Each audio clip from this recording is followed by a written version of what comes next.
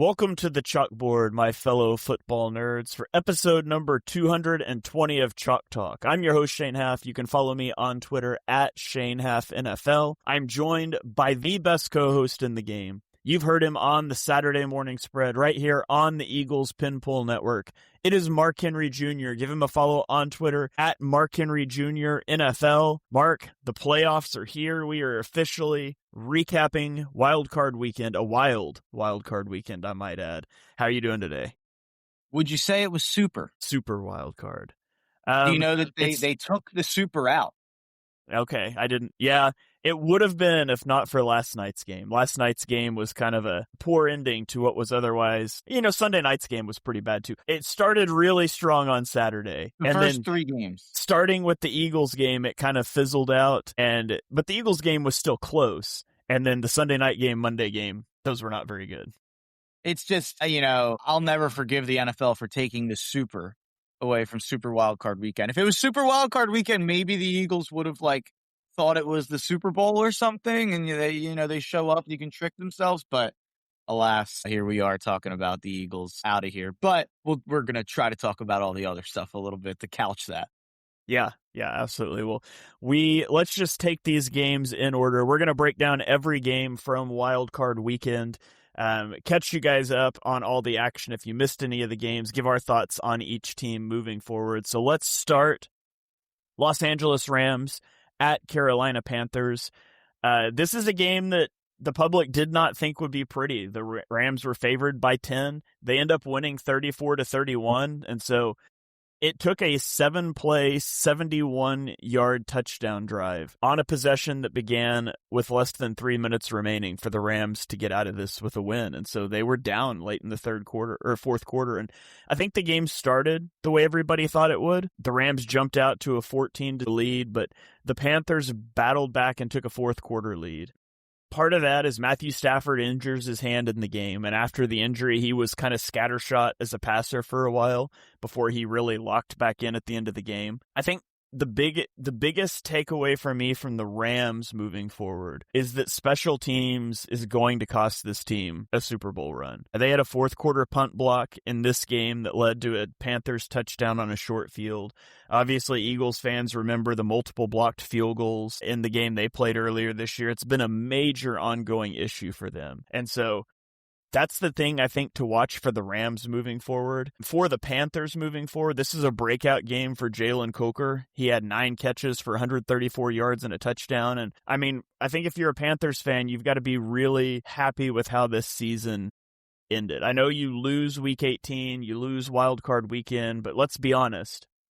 At the start of the season, you probably thought you were going to be picking top 10 in the draft. And so, for Panthers fans, it's a step forward in the right direction. I think we can be pretty certain you've got your head coach. I think there's still some questions about Bryce Young moving forward, and I think that's fair, but Tet McMillan looked great. You definitely saw some strides from your offense, and so that's got to be a big thing, a big relief for Panthers fans. I'll also mention this game had 4 lead changes in the fourth quarter, which is tied for the most in a playoff game in NFL history.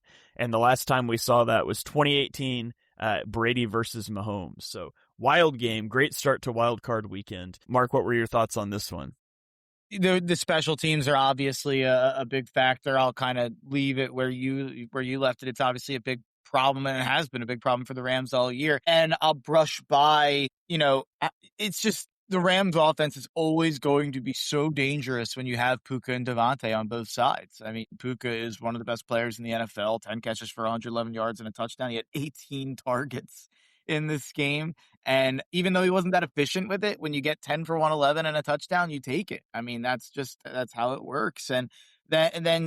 But the main thing I'm going to focus on is a negative for the Rams. And it's what I talked about coming into the playoffs, and now it has an extra game sample size. But over the last 7 games now, the Rams are allowing 28.5 points per game on defense. And in that stretch, they have played Bryce Young twice, Jacoby Brissett twice, Kirk Cousins and then Jared Goff and Sam Darnold. Goff and Darnold, solid quarterbacks, but when they're by far the two best quarterbacks of the 7 you've played and you're allowing 28.5 points per game in that stretch, it makes me nervous. So I'm picking the Rams next week, and, we'll do maybe at the end, we'll give brief picks, but I am still confident that the Rams get by the Bears in Chicago. They're -3.5. I actually think that line should be a bit higher when you consider the fact that Green Bay was just favored in Chicago. They're saying the Rams are only, like 2 points better than the Packers. That doesn't make a lot of sense to me, even with the concerns that I have with the Rams defense. That offense is just always going to put up points. I don't see it, and especially with the Bears defense, how reliant they are on turnovers. I mean, we saw for large stretches of that game, the Green Bay passing offense was able to pick them apart. I think that the Rams are there's not a matchup in the NFC out there that if I was a Rams fan would scare me. But when you have that defense and you have that special teams, you do have to have a little fear of every matchup. Yeah. Yeah, you never know. Special teams can swing games, close games, really easily. And I don't think there's anybody left in the playoffs that you expect to get blown out. So we expect them all to be close games. And it's almost like you're just waiting for the other shoe to drop on a major special teams miscue. If there is one, I think it's the Bears potentially. I could see the Rams blowing the Bears out. I don't think, would anybody be surprised if we tune in on Sunday and the Rams get up 14-0 and the Bears just don't come back like they always have? Like, if it goes to the end of the game and it's 28-14 and we just kind of never get that big comeback that we've seen, 7 times now from the Bears in the last 2 minutes of the fourth quarter, whatever that stat is.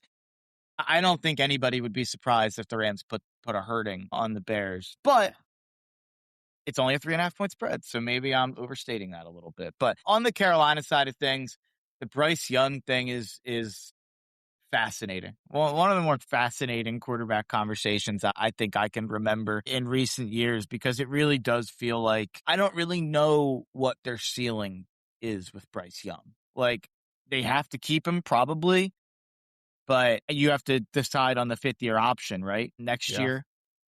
That's an interesting. They're probably going to have to just take it. Yeah, I think you pick it. If you even remotely think a quarterback's the answer, you pick up the 5th-year option because of what QB contracts are doing. I think you pick it up. I think you continue to try to build around him. And, if he ends up not being the guy down the road, then, hopefully you're in as good a position as possible to plug in the next guy. Yeah, I mean, with Canales, with Ted McMillan, they're built. The O-line's pretty solid. They should be in a solid spot whenever the next guy comes along. But you might get in a little bit of like a Steelers spot where it's hard to ever get that guy if you're picking 20th every year, or going 7-8 wins every year. So interesting kind of spot that Carolina's in. I think I think that might be Tyler Shuck's division next year. Yeah, it's possible.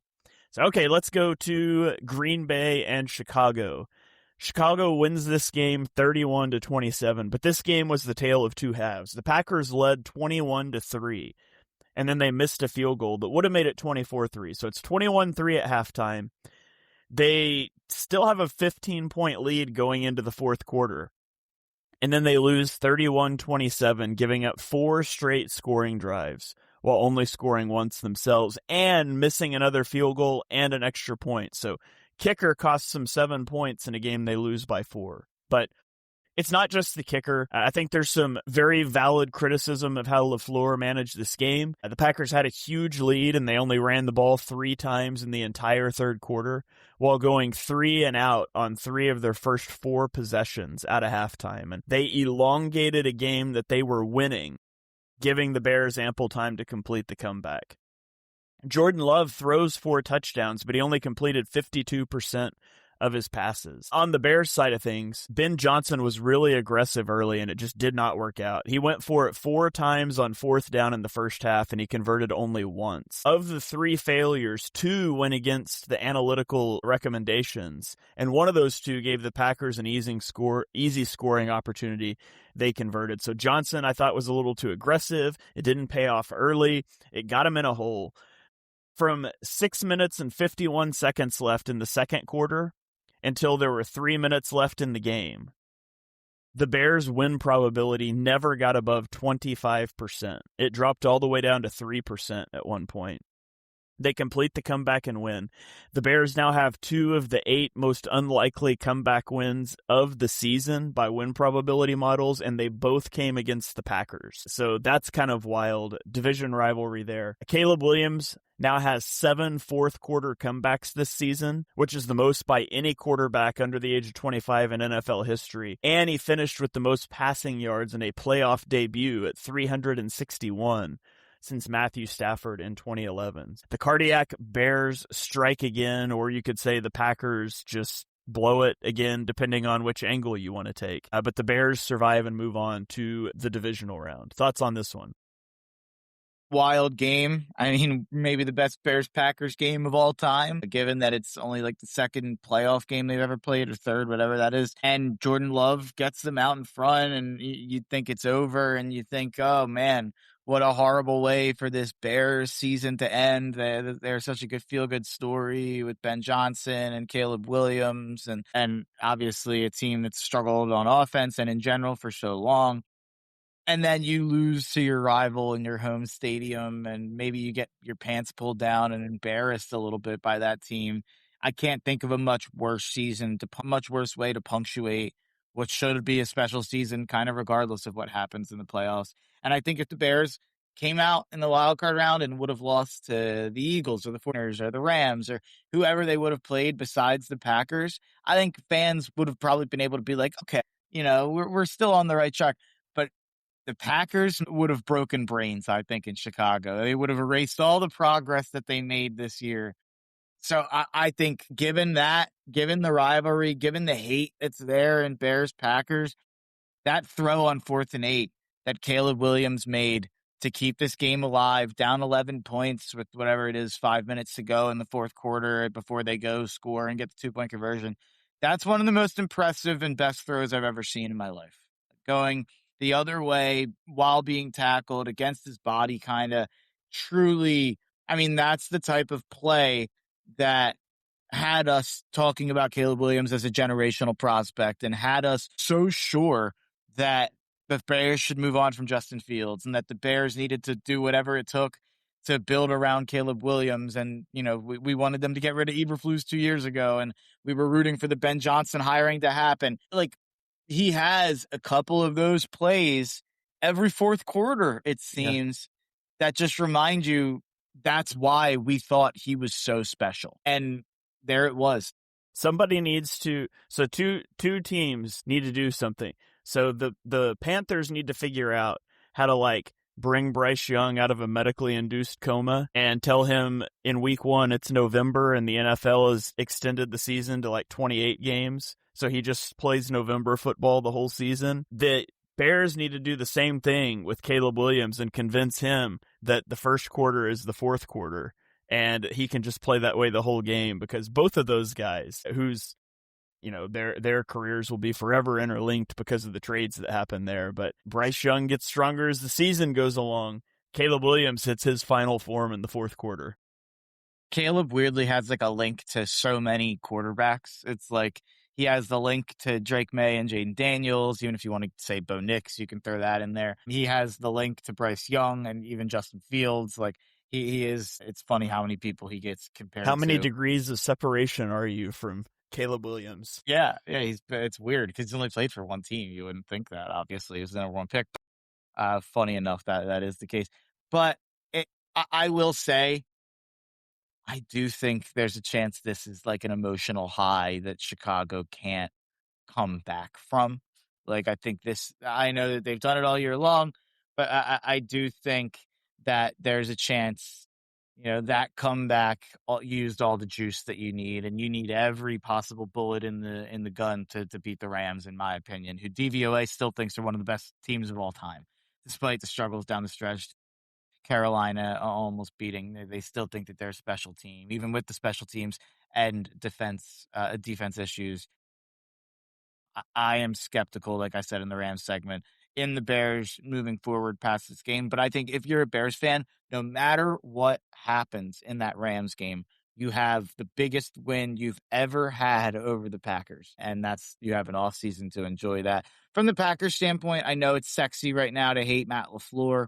And I know that he definitely made a couple bad calls. I don't like the way he coached this game down the stretch. But for anyone to be saying Matt LaFleur should be on the hot seat, it is insane to me.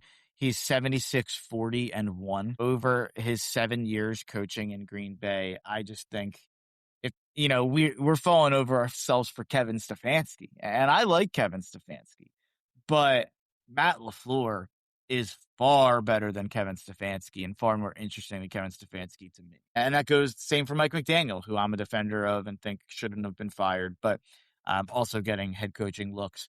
If Matt LaFleur got fired, every single team that has an opening should prioritize him above whoever their top candidate. He would be number one. Yeah, I would imagine unless there's just some interpersonal conflict, he would be number one for every job opening. So 100%. Okay, let's go to Sunday. Bills at Jacksonville. The Bills win 27-24. Josh Allen was evaluated for a concussion in the first half. He injured his throwing hand, and he just played a nearly perfect game. He goes 28 of 35 for 273 yards and a touchdown. There were even a few dropped passes in there that makes his numbers not even look as good as they should be. He also rushed for 33 yards and 2 touchdowns.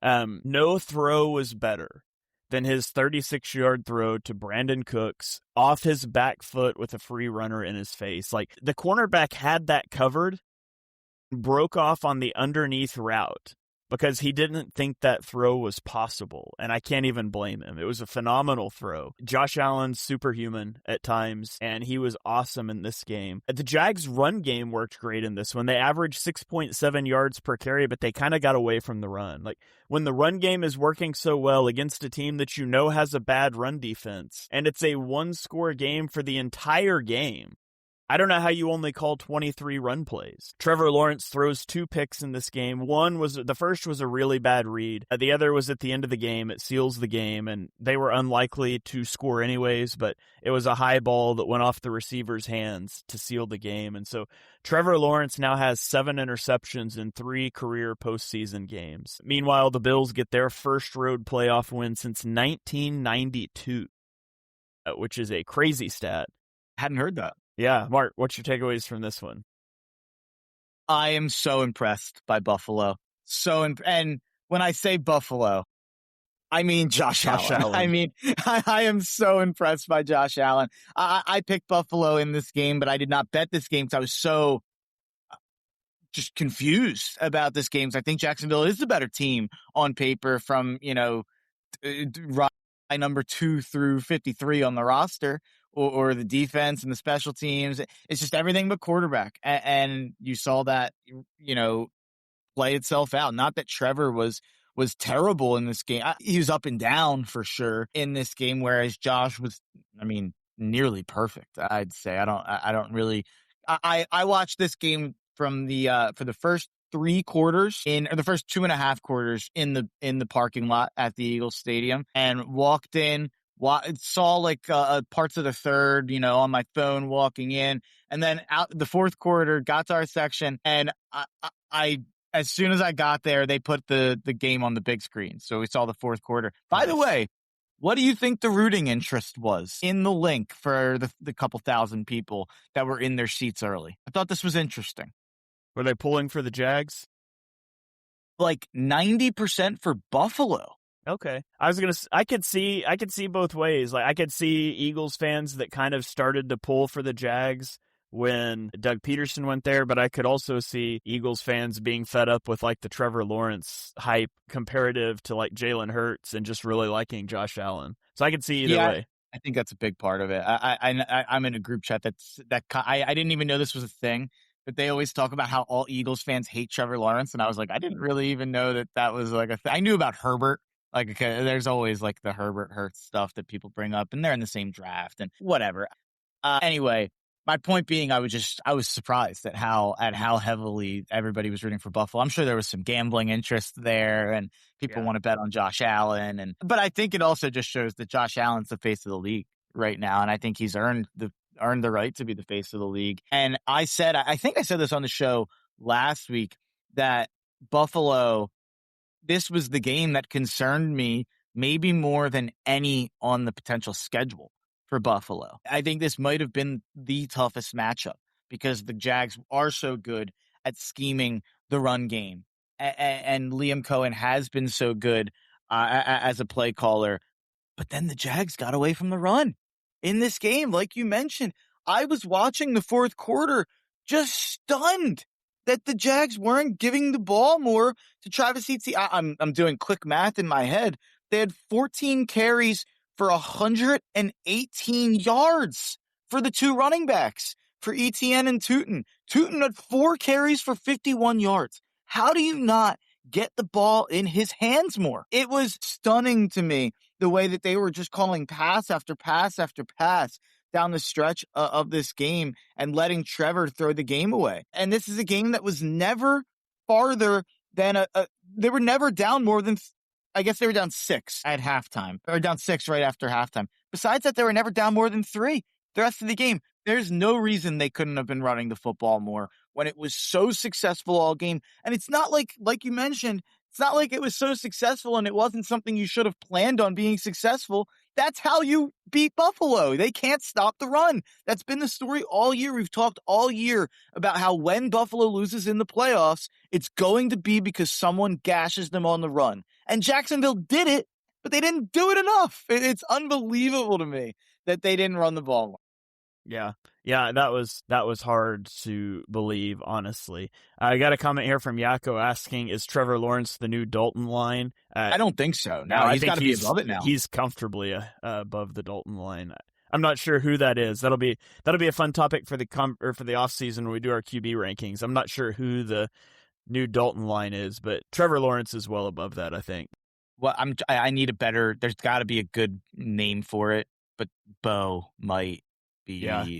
Bo might be the bow line, the bow quater. I don't know what the. We'll stop that. Yeah, the bow. Just top of my head, that was the name that came to my head. As kind of like if I'm saying maybe the 16th best starting quarterback, top of my head, it's probably. Yeah. So, all right, let's keep rolling. 49ers come into Philadelphia and knock off the Eagles 23-19.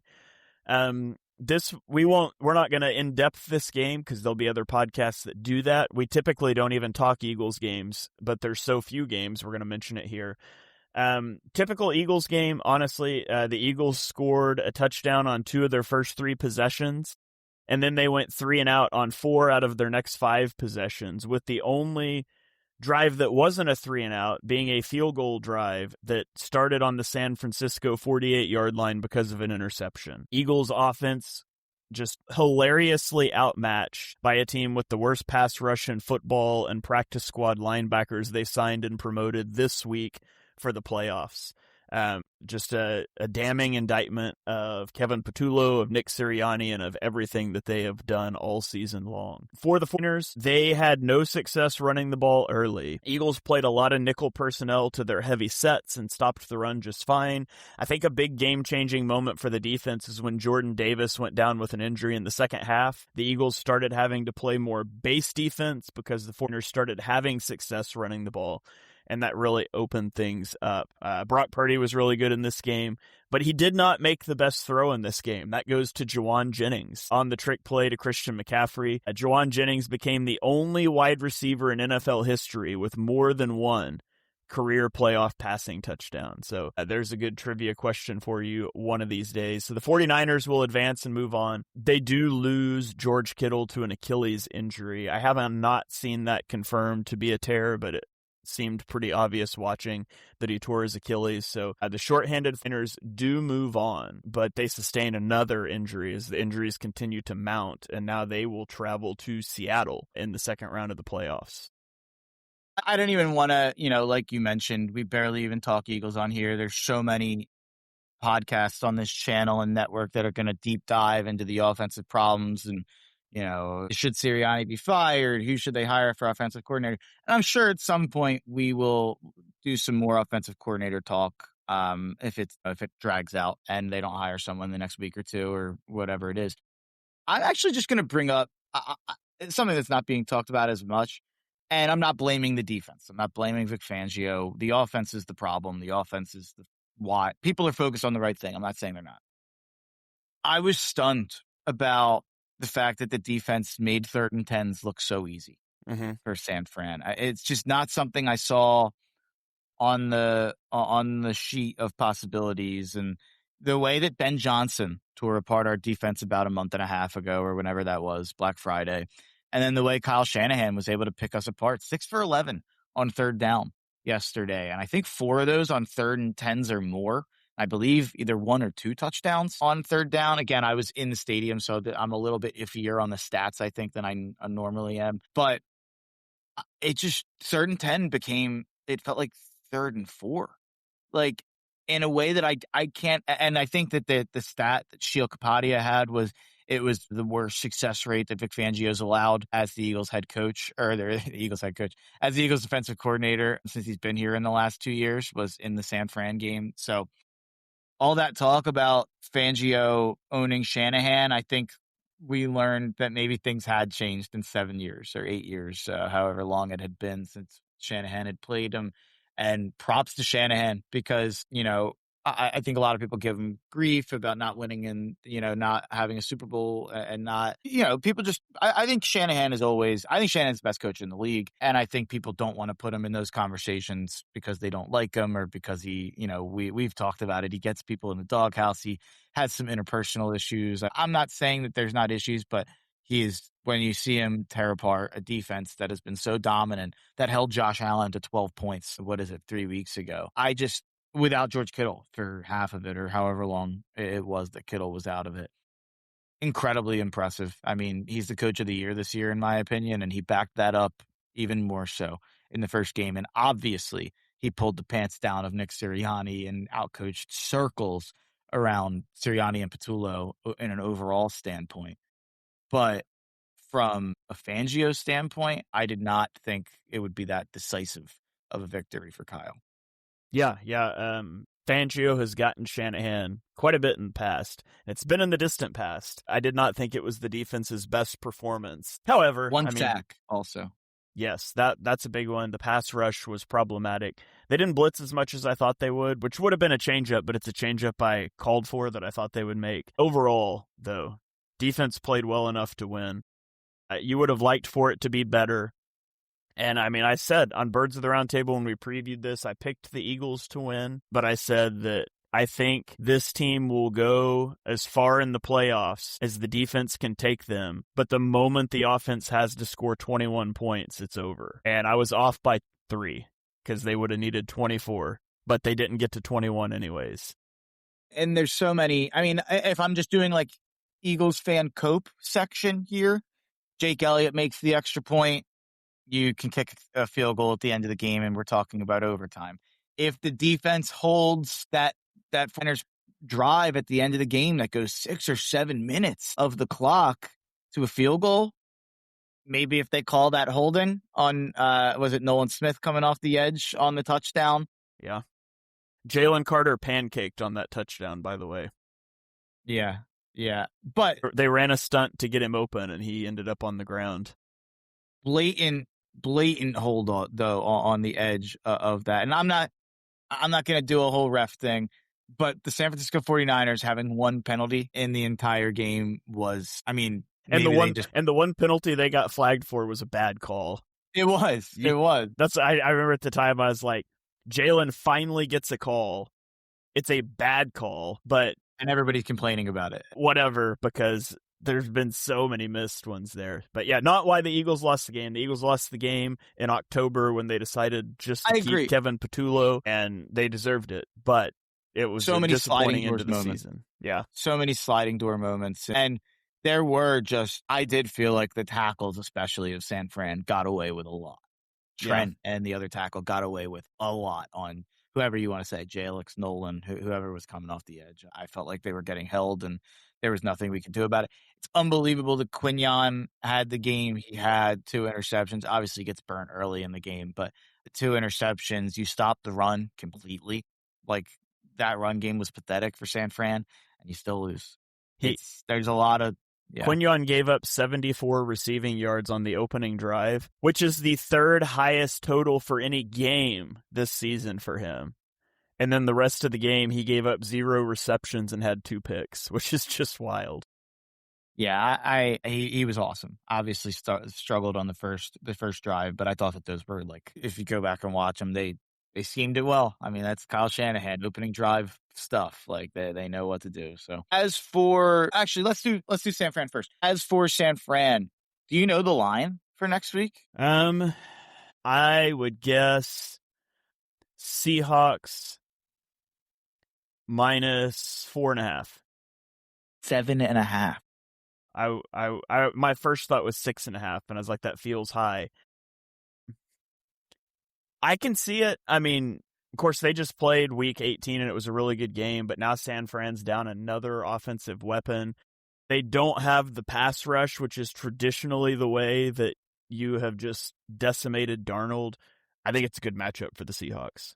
I do too. I'm going to take the 7.5 because I think it's still going to be a low scoring game. Like I actually like the under at 45.5. So if I'm liking the under, generally 7.5 points is a lot of points in under games. So I'm on them, and I do think, like, if you ask me, are they live in the game? Can they win the game? I would say yes. So if you're saying 7.5 point dog, and I think that they have a chance to win the game, I feel like I'm obligated to bet it. The Eagles side of things, just real quick, we're not going to, like I said, we're not going to dive too deep into it. I think there's 3 big names for the Eagles going into the offseason to focus on as a fan or free agents. And if I'm forgetting anyone, Shane can add him in. I don't think Nakobe's even worth bringing up because I think when you drafted Jihad, that ended any chance that he's, here going forward. So I think the 3 big names are Reed Blankenship, which I think is up in the air. I have no idea what to expect in terms of what his market is and in terms of how he even values him beyond just being a plug-and-play starter on a cheap contract, which is what he had. Jalen Phillips, who, like, I feel like we're usually able, as fans, Shane and I and everyone here at the network, I think we're generally pretty good at knowing who Howie's going to keep. He's pretty like systematic about it over his time. Like he keeps his guys that he drafts who make him look smart a lot of the time, except unless it's Milton Williams or a guy like that who just gets paid so much that it's hard to justify and you can't keep him around. Jalen Phillips, I don't know if we've ever had any, like, this is like a new test case for Howie and how he would handle this situation. Because have we ever traded for someone mid-season who is even close to the player as Jalen Phillips? No, most of their mid-season acquisitions just are terrible and make no impact. So it's not usually a decision of, are we keeping that guy if they're a free agent? Whereas Jalen Phillips, they got on such a discount. But do you keep him around? You have Hunt, you have Smith. You're going to have to pay Carter. You're going to have to pay maybe Jordan Davis. You're going to have to pay Ajomo. Like, you're going to not pay all those guys. So I probably lean towards Phillips and Blankenship both being gone, if I had to guess.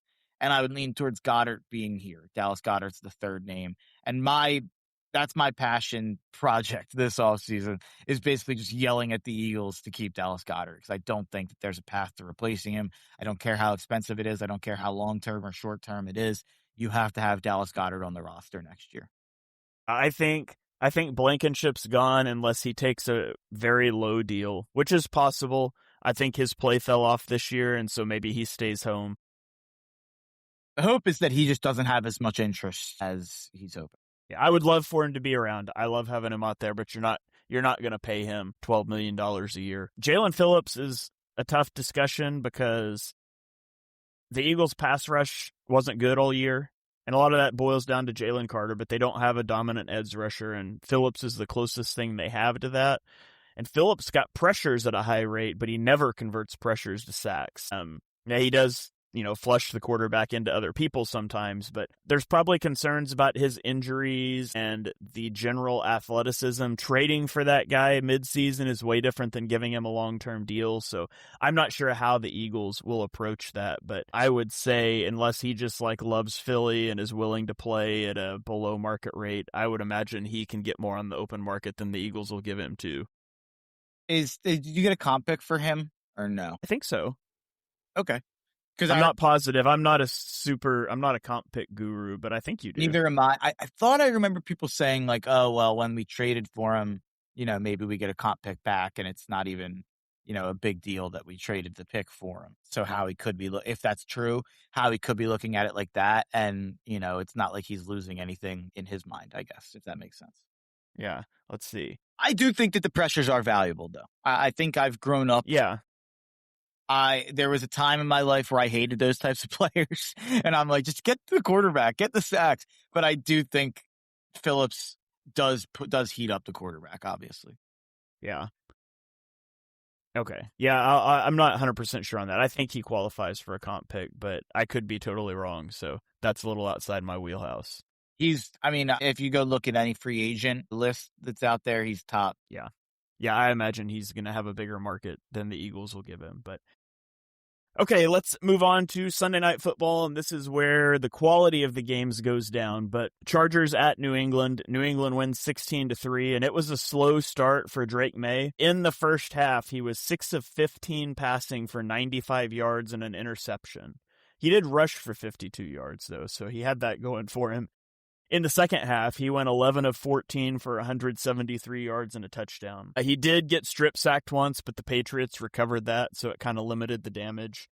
Justin Herbert was just battered in this game. He sacked 6 times, hit 11 times, held to 159 passing yards on 37 dropbacks. Just more of what we've seen all season with the Chargers in terms of Justin Herbert just getting killed by the lack of an offensive line. Ramondre Stevenson had 10 carries for 53 yards for New England. He also led the team with 75 receiving yards. Far surpasses Travion Henderson in this game, who had a hard time getting going. And then on the Chargers side, Omarion Hampton was active in this game, but he only played 2 snaps. It was Kamani Vidal who got most of the reps, and just nothing went well for the Chargers in this one. Patriots, offense didn't look great, but they do win and move on, and they'll get to host a second-round playoff game next week. Besides the Eagles, by the way, I went 5 for 6 this weekend on my picks. Had a good gambling weekend, but my bracket outside of had the Eagles winning the Super Bowl. Before I went homer mode, we had Pats over Rams, which is what I'm shifting back to. I mean, I feel like that there's a lot of conversation coming out of this game that it is kind of negative on the Patriots, being like, oh, it was ugly, and it was only because the Chargers stunk. I get that they only scored 16 points. They had 381 yards. Like, I think most of the time you're going to score more points. They were too conservative, probably kicking field goals and things like that. But you're probably going to score more points with the amount of yards they were able to put up. And, they ran the ball pretty well, 5 yards per carry. Ramondre and May were both really solid. Even Drake May had, 268 passing yards, really good in the second half. I'm not concerned about the Patriots' offense going forward. I think we know Drake May is awesome. They're going to put up a lot of points and yards most of the time. I would, if anything, I'm taking this away as a massive win for the Patriots defense. And I know that the Chargers O-line's a joke. This is kind of why I haven't taken the Chargers seriously down the stretch as a contender or even as a team that could possibly win a playoff game. And the Patriots defense was something we weren't really sure about. If you look at all the metrics, they've played the easiest potential schedule of all time against offenses. There was that chart out there about QB EPA against teams, and the 31 teams were above the chart, and the Patriots were the one team below the chart. And they had played an incredible list of backup quarterbacks and bums. But for them to show up and show out like this, even with bottom 1 offensive line in the NFL, I think is impressive. And I'm going to choose, instead of crapping on Herbert, instead of crapping on the Chargers, I'm gonna take this away as a positive for the Patriots. The fact that the Patriots are only a 2.5-point favorite against Houston, and I feel like Houston's getting more credit for beating Pittsburgh, a team that they were up 7-6 on in the fourth quarter, than New England is for dominating the Chargers, I think is wrong. I think the Patriots impressed me more than they made me nervous in this game. Yeah. You could alternative. It would have been funny if the Steelers would have beaten the Texans, and then you could have potentially had the Patriots in the AFC Championship game and still make the argument they haven't played anybody good outside of the Bills, which is who they will probably match up with in the AFC Championship game, which would be kind of funny. But Also, while you were going there, I went and confirmed. Field Yates reported that Jalen Phillips would qualify for a compensatory pick. So I would imagine that's the route it's going to go. Yeah, and I looked it up on ChatGPT because the one comment asked me to, and it said likely a third rounder based on expected contract value. But so yeah, you traded they traded a third, right, for Phillips, and you Right. get a third in 2027. It's just, trading a 2026 third for a 2027, which Howie does all the time. So it's not even, that doesn't affect me at all. So I was going to say this during the Bills segment, but I saved it since we had this segment coming up. I said, I think a month or two ago at this point, that whenever the Patriots and Bills inevitably play in the AFC playoffs, whether that's the wild card or the divisional round or the AFC championship, that team would win the AFC. My official addendum and announcement to that is whenever those two teams play, which will be next week, because both teams are going to win this week, in my opinion, the winner of that game's winning the Super Bowl, not winning the AFC. I think the AFC is going to win the Super Bowl this year over the NFC. I think it's going to be Buffalo or New England. Part of the reason that I was so confident in New England before the playoff bracket was because I thought this was the exact path they'd get. I thought they would get the Chargers and then Texans, by far the two worst O lines. And you can, maybe an average defense can prop itself up against those, and the offense will be able to do enough. But what I will say is, Buffalo did really impress me. So if we do get to a Bills-Patriots game, I obviously have my future on the Patriots to win the AFC, to win the Super Bowl. They were my pick to win the Super Bowl, all that stuff. But I have no confidence in New England against Buffalo. That would be a total toss-up game for me, total 50-50 spot. And I think whoever came out ahead would go on and hoist the Lombardi. So I really do think that this is going to be kind of a crowning of either Josh Allen or Drake May at the end. Yeah. Adam asked, will ChatGPT know that? ChatGPT will achieve sentience and replace Mark and I by next year. Like, it's coming for our jobs, but we're hanging on as long as we can over here. Yeah. I probably shouldn't have even said its name. It's going to be like, oh, Chalk Talk? I can do that. I can acquire that. Yeah. Well, let's go to Monday Night Football. Houston at Pittsburgh. Maybe ChatGPT should have taken the Steelers quarterback job, but Houston wins 30-6, and the Houston offense really struggled to get out of its own way. CJ Stroud threw an interception and fumbled 5 times. 2 of those were recovered by the Steelers, so 3 takeaways for the Steelers defense. But the Texans defense was awesome. They sacked Rodgers 4 times. They intercepted him once, which went for a touchdown. They made him fumble twice, recovered one of them, which they returned for a touchdown. All in all, Aaron Rodgers put up more points for the Texans than he did for the Steelers, 14 points via the fumble 6, pick 6, 6 points for the Steelers. The run game got going for the Texans with Woody Marks rushing 19 times for 112 yards and a touchdown. Nick Chubb rushed 10 times for 48 yards. Christian Kirk had 144 yards and a touchdown as a receiver, and they just dominated. I mean, the offense could not get out of their way for a little while, but they eventually just pulled away. This was 7-6 in the fourth quarter, like you mentioned, before Rodgers just kind of imploded. Nate Tice tweeted this out. There have been, per True Media, there have been 283 instances where an NFL quarterback has had 20 or more pass attempts in a playoff game since 2013. Aaron Rodgers' game tonight ranks last in terms of dropback success rate. It was 21.2%. It also ranked last in EPA per dropback. So literally the worst quarterback game we've seen in the playoffs since 2013 at least. And if he retires, as everybody kind of expects, his final career play will be a pick 6 in the playoffs. So honestly, Tomlin should have put him back out there on that last drive instead of Mason Rudolph, just so that wasn't his last play. But if it draws to a conclusion, if he retires, that will be the way he goes out, is a pick 6. Is he definitely retiring? He hasn't dodged that question, but the Steelers absolutely can't bring him back. No team should employ Aaron Rodgers next year. I don't think he's retiring. Maybe I'm dumb. Maybe I'm wrong. I feel like he answered some questions. Like when I was listening a week or two ago when he was talking about it, I was like, he should, you're right. And I don't think anyone should be in on it. But there's so many teams who have such desperate needs for quarterback. I do think someone would want him. Man, that is, yeah, I'm very happy that the Steelers are out. A lot of Steelers fans taking great pleasure in the Eagles losing on Sunday because they have a made up rivalry in their minds with the Eagles. So I don't care about the Steelers at all or hate the Steelers at all. Shane knows in the past I've been a Steelers defender some years and in the preseason and in their over-unders and stuff. But I have definitely turned a bit on the Steelers fans. I felt like this year and since the Super Bowl, they've been very annoying about the Eagles. But bygones be bygones. Anyway, moving on to the Texans part of this. That defense is awesome, but I do think part of it was they got the best possible matchup for a quarterback who was it. We said it from week one on. When he played a pass rush that could get to him, he got happy feet and he started throwing at feet and he started getting scared and started not wanting to be hit. And even still, he was hit a ton. So I think there was never a chance that for Aaron Rodgers against this Texans defense. And I think the Texans defense will get got a little bit more next week than they did this week.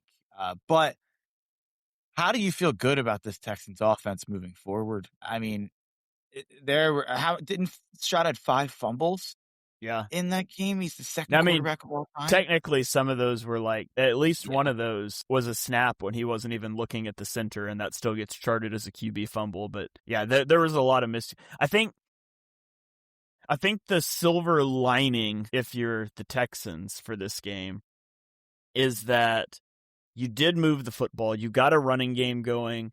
Stroud took 3 sacks, but for 6 total yards against a pretty good Steelers pass rush. And so I think you could glean some positives that if you subtract some of those turnovers, which you can't do, but we know turnovers are, turnover luck is a thing. They had a fumble in Steelers territory in the first half. They had a fumble deep in their own territory in the second quarter. Stroud the interception that he threw was in the red zone. And so you moved the football. And so maybe you can kind of say that, but yeah, it's tough to feel great about that offense. Yeah, there's not many times that a playoff line stuns me, and I'm not going to bet too much on it because I have these futures on the Patriots. I am stunned that you can get Patriots -2.5 right now. I guess no, never mind. It's went back up to 3, but I just and by the way, from what I've seen, it's early, but just from early picks and the gambling people I follow and kind of that community, people love the Texans to beat the Patriots in that game. And it stuns me. I don't know. Maybe I'm being dumb and I'm just looking at it and I'm looking at Texans at Patriots. There's no way to me that Houston's going into New England and beating Drake May and Mike Vrabel, but especially with the way that offense looked. I know the defense is awesome. I know that they had a fun fourth quarter. After it was 7-6, they put up 23 more points, but I don't see that offense getting to the AFC Championship. Yeah. Yakko chimed in and said the Steelers haven't had a good quarterback since Big Ben. Maybe they saw Rivers on the Colts and they can go try to re-sign him now. So yeah, maybe they try to bring Big Ben out of retirement and do it for the memes. He mentioned Kyler in a comment, and it does sound like that is a possibility, even though it seems like Kyler would be the least Mike Tomlin player of all time to me. But hey, maybe Tomlin's got to deal. I mean, I guess Aaron Rodgers isn't the most Mike Tomlin guy ever, even though they ended up seemingly getting along. Yeah, I just have this funny picture of Mike Tomlin going from meditating with Aaron Rodgers to playing Call of Duty with Kyler Murray next year. Yeah, cold weather Tua. Yeah. Pittsburgh. Yeah, there you go. Okay, let's briefly look ahead then. So we've got the wild card or the divisional round matchups. The NFL totally botches the scheduling. They give both Buffalo and San Francisco a short week going Sunday to Saturday to face off with teams who had a bye. It's just ridiculous that the NFL can't figure out how to schedule playoff games fairly. Houston also has a short week going from Monday to Sunday to take on New England. The only game that is the same rest is the Rams and Chicago on Sunday, both of whom played on Saturday the last time around. So, it's not hard. Put them on Saturday again. So they've got the normal week and get this Buffalo San Fran game to say. It's my pet peeve with the playoffs every year. We don't have to litigate it here, but I think it's stupid how they do that. But the first game will be Buffalo at Denver, 4:30. Denver is favored by 1.5. Who do you like here? I love Buffalo in that game. I will just say it's harder with the NFL because of the reseeding to do some of those. I don't really care about it when it's a team with a bye. But with Seattle and Denver, I don't really care. I think the team that has the gripe is Houston Yeah. against New England, but they want to have the Monday night game. I don't think they should. I think that game should be on Sunday. There should be Yes. three It's Saturday really games. easy. Put I agree one with that. conference plays on Saturday through the playoffs, one I agree. conference plays on Sunday through the playoffs, and you don't have to deal with any of this. And I agree with you. obviously somebody gets an extra day rest going to the Super Bowl, but there's an extra week, so it doesn't really matter. Like, that's how you do it. Instead of having 3 of 4 games played off of a short week. And by the way, I mean, the Eagles rested starters in week 18 and they lost anyways, so it didn't matter. But had they played their starters, they would have played with a 1-day rest advantage in the wild card because San Fran got a Saturday game in week 18, which those also shouldn't exist. And then they would have had to turn around and play a short week game this week. Just figure that crap out. They're not going to, though, because the money is far more important than competitive fairness. The one that, if I was Houston, I'd be the most upset of any of them because you're playing a team that played. Like, there shouldn't be an advantage. And that's something that's not being priced in, also, in my opinion, to that game. But I am going with Buffalo, like I said in the Bills Jags segment. Like I said last week, I think when we previewed this game a little bit, I was more nervous about the Bills beating Jacksonville than I would be if they had to go match up with Denver. And I think you could even make a case that Jacksonville is a little scarier of a matchup for them with the way Liam Cohen's able to diagnose or able to design the run game than maybe even New England could be. And I'm high on New England, and I'm picking them to win the Super Bowl, obviously. But I thought that Jacksonville matchup was especially tricky, and I think it proved itself out. They just went away from the run game. But Buffalo being able to win that game and get by that matchup, I really am confident that they'll be in the AFC Championship next week. The Bills and the Patriots are by far my 2 most confident picks this weekend. Yeah, I will also take the Bills. We can talk the Texans, New England. We'll talk AFC first. I will also take New England in that game. So I'm with you. I'm Bills, Patriots, AFC Championship game is what I have predicted out here. I feel good about Josh Allen going against any defense. And so then you look at Denver's offense in particular. I remain scared of Bo Nix. And maybe they play really well. Maybe Josh Allen doesn't have the best game, but maybe the hand injury lingers, which is, I think, the bigger concern. But he played well after the hand injury in this game. So I don't think you're too concerned about it. So I got Buffalo.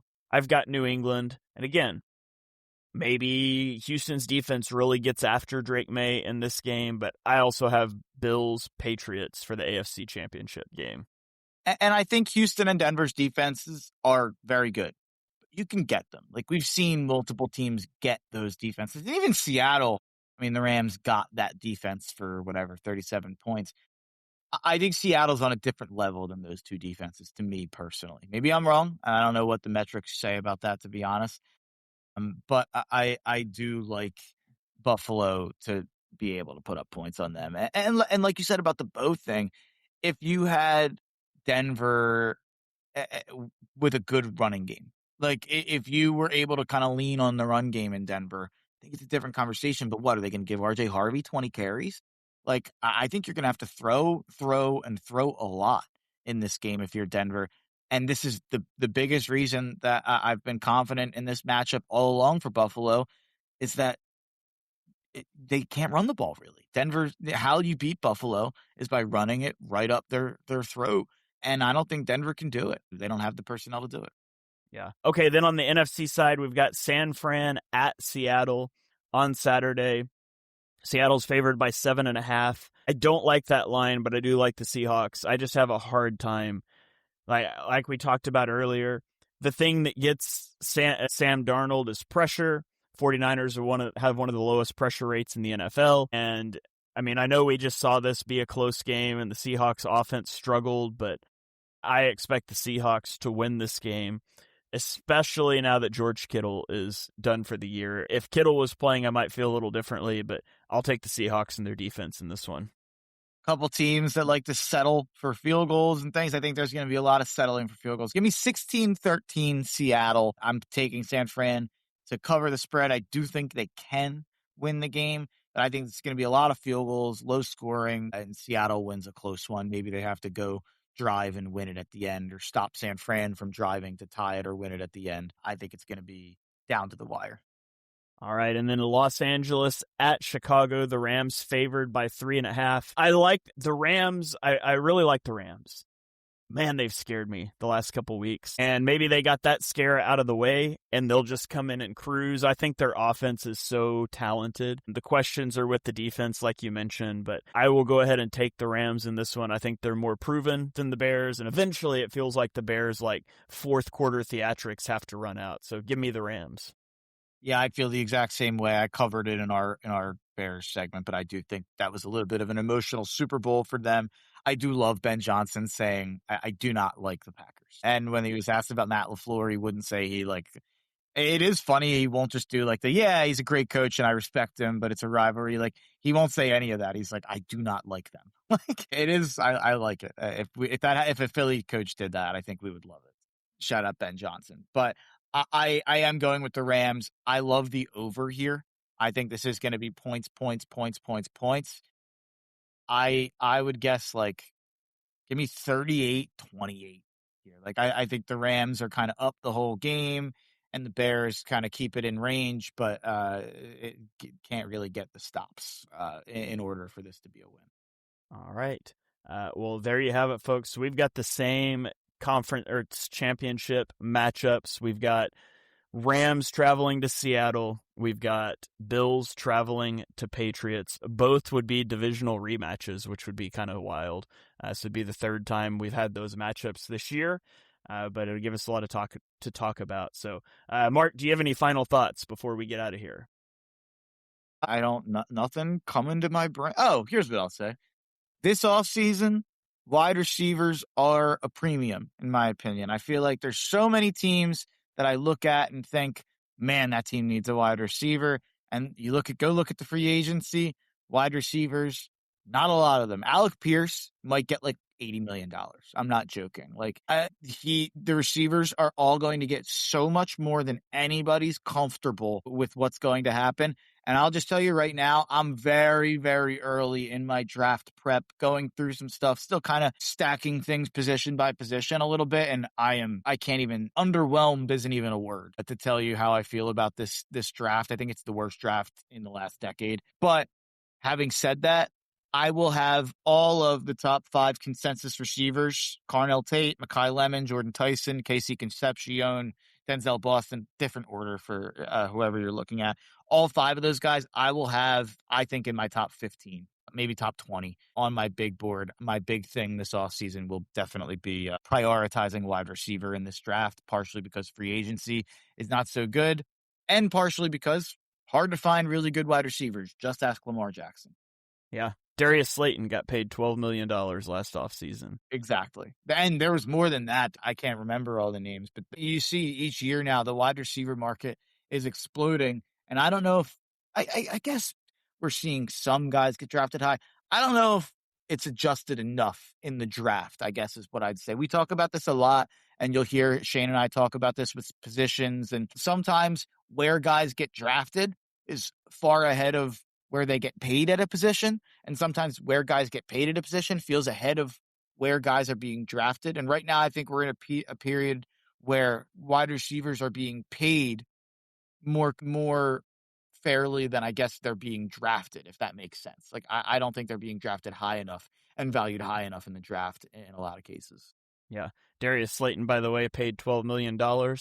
538 receiving yards this season. And that was in a year when the Giants' number 1 receiver went down and they think they found their franchise quarterback. He put up 538 yards. I will say, Wan'Dale Robinson, I didn't realize, I was looking through some fantasy stuff. He was like the 10th wide receiver in fantasy this year. Had a pretty incredible stat line, Wan'Dale Robinson. So did not really think he was, I didn't know him in fantasy this year. Wasn't as locked in on the Giants as maybe I should have been, but incredibly impressive season from Wan'Dale. Just a shout out. Right? Yeah. All right. Well, that is going to do it. Thank you guys for joining us for episode number 220 of Chalk Talk. If you enjoy what you heard on this show, and we know that you do, hit that subscribe button and turn on notifications so you don't miss our next episode. Drop us a 5-star rating wherever you stream your podcasts. We'll have lots of stuff coming for you in the off season, but that's all post Super Bowl. We will continue to cover everything in the lead up to the Super Bowl. You can follow us on Twitter. I am at Shane Half NFL. He is at Mark Henry Jr. NFL, and we will catch you guys next time.